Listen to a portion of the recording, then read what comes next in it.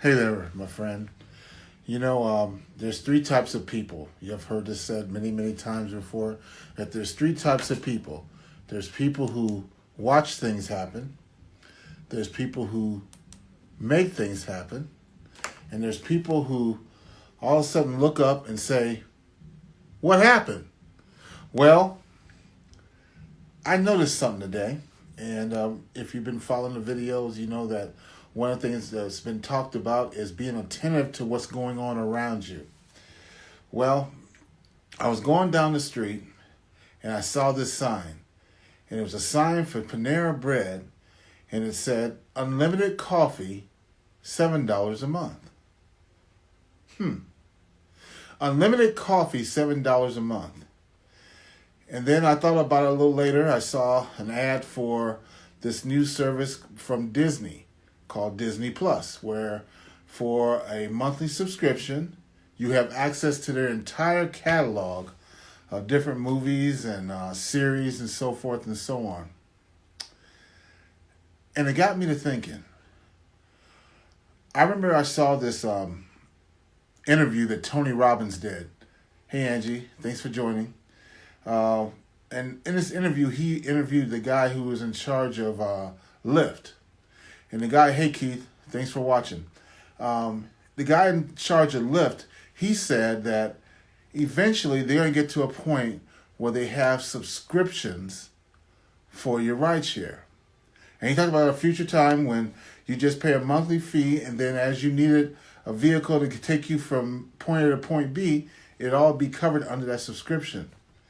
Well, a few miles down from where I saw that sign about Panera Bread, I passed my car wash.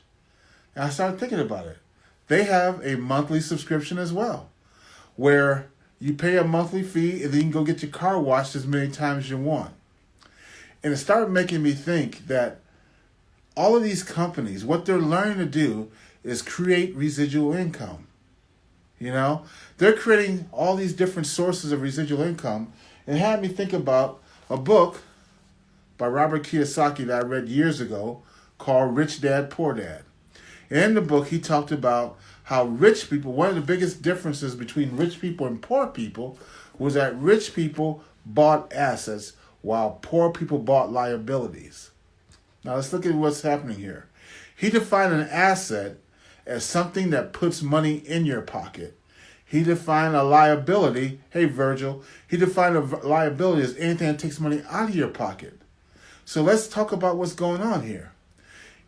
What side are you on? Are you on the rich side or the poor side when you're thinking about all this residual outgo, be it for car wash or unlimited coffee or Disney Plus or any of these things? You're on the outgo, the liability side of it, because you sign up for it, and then suddenly you are on the outside. You're paying out residually.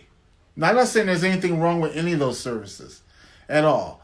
But my encouragement to you, my friend, is start thinking in terms of creating residual income, not just residual outgo.